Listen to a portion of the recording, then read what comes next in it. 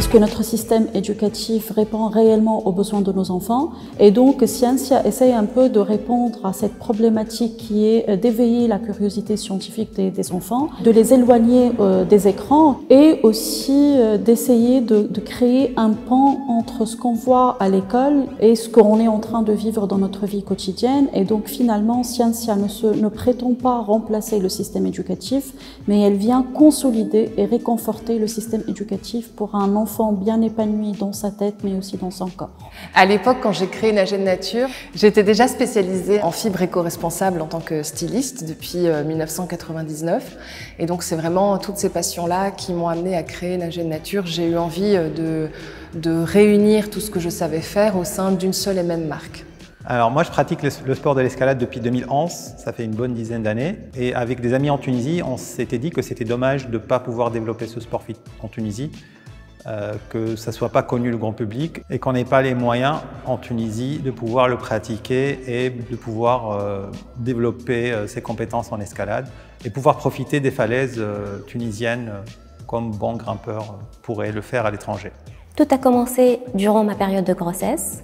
Au cours de ma grossesse, donc, j'ai découvert que j'avais une maladie endocrinienne. Je décide donc de lancer une marque qui soit clean, qui soit sans perturbateurs endocriniens et qui soit donc destinée pour les bébés et enfants puisqu'ils sont les plus sensibles aux perturbateurs endocriniens. À un certain moment, ma fille est née et je commençais à sentir le besoin pressant et urgent de mettre en place mon projet. J'ai à maintes reprises sollicité beaucoup de mamans autour de moi à mettre en place ensemble une structure qui pouvait à la fois être sécurisante et épanouissante pour nos enfants. Depuis ce moment-là, on n'a pas arrêté d'être en va-et-vient envers ces personnes, les engager un peu dans la prise de décision, dans les choix à faire, les faire participer même d'une manière indirecte.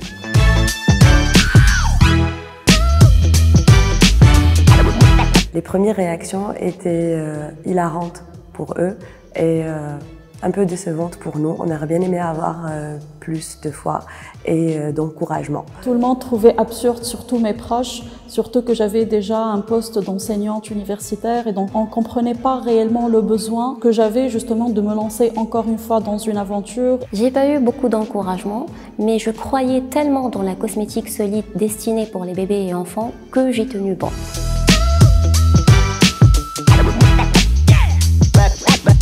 En réalité, il y avait déjà des falaises qui commençaient à être équipées depuis 2012 par des associations françaises et quelques locaux tunisiens qui commençaient à être formés. Mais ce sport commençait déjà à être connu à partir de là, mais c'était sur des petits groupes de personnes qui vivaient pas loin de la falaise ou alors qui avaient les moyens d'y aller et qui connaissaient l'endroit et qui avaient accès au matériel. Et donc à partir de là, on a commencé à regarder cette niche de personnes et on savait que ça avait des chances de plaire. Je ne me suis pas posé trop de questions et je me suis dit c'est vraiment ce que je veux faire. C'est en deuxième lieu que j'ai décidé de faire une étude de marché, de voir réellement, mais c'était un côté peut-être pas égoïste, mais un côté un peu... je voudrais proposer ce que je vis déjà depuis des années tous les jours. C'était pas pour répondre à une demande d'un marché, c'était plutôt pour susciter et créer l'offre. J'ai dû jongler à un certain moment pour créer un service envers ces personnes qui étaient demandeuses de quelque chose que je ne proposais pas encore. Donc elles sont encore là, en train de formuler et structurer le projet qui est un peu modelé grâce à elles.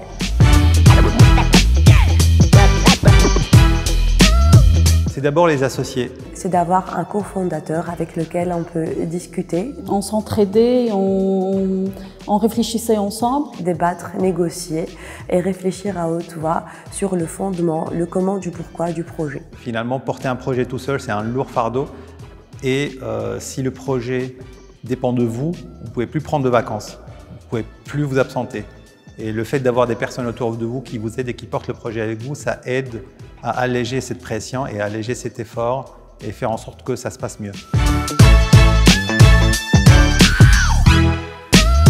C'est C'est difficile aussi de ne pas être confondu avec une œuvre caritative qui veut faire de l'impact social ou une association de quartier qui veut sensibiliser les jeunes ou les petits à l'écologie et au jardinage. La plus grande difficulté pour moi quand j'ai commencé il y a 11 ans, c'était qu'à l'époque le public n'était pas encore sensibilisé à ces questions de yoga, de bien-être, de méditation, de cuisine saine, de zéro déchet, de produits écolos et de vie écolo en général.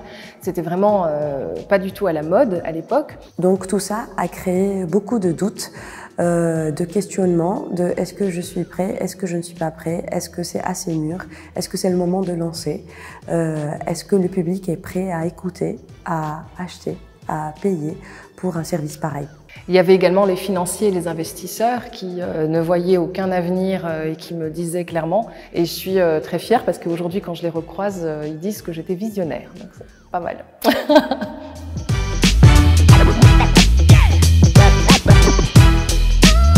Faut pas hésiter à en parler, faut pas avoir peur que l'idée soit volée par quelqu'un d'autre parce que l'idée toute seule ne vaut rien, c'est l'exécution qui prime.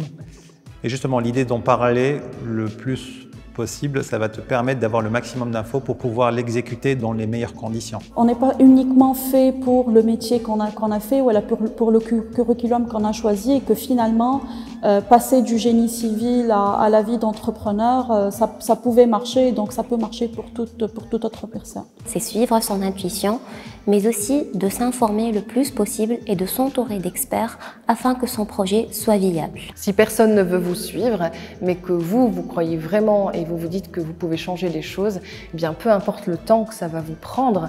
Moi, ça m'a pris réellement 10 ans avant que Nagène Nature n'ait le succès d'aujourd'hui. Prenez votre temps, mais continuez à croire en vous-même. Ne changez pas vous pouvez changer de stratégie, mais ne changez pas d'idée. En tout cas, si vous êtes vraiment convaincu, ne laissez pas les autres douter de votre propre projet. C'est de ne pas réfléchir trop longtemps. De toute façon, un risque à prendre. Et c'est le moment ou jamais. Mais c'est pas grave de se tromper au début et c'est pas grave de ne pas confronter le grand public braqué avec toutes ces caméras sur toi, avec des doutes et avec un produit qui ne soit pas vraiment le plus parfait ou au moins comme toi, tu le conçois dans ta tête. Il faut y aller, il faut le lancer et après, en fonction de ces retours-là, c'est ça que tu vas construire et c'est ça qui va te servir.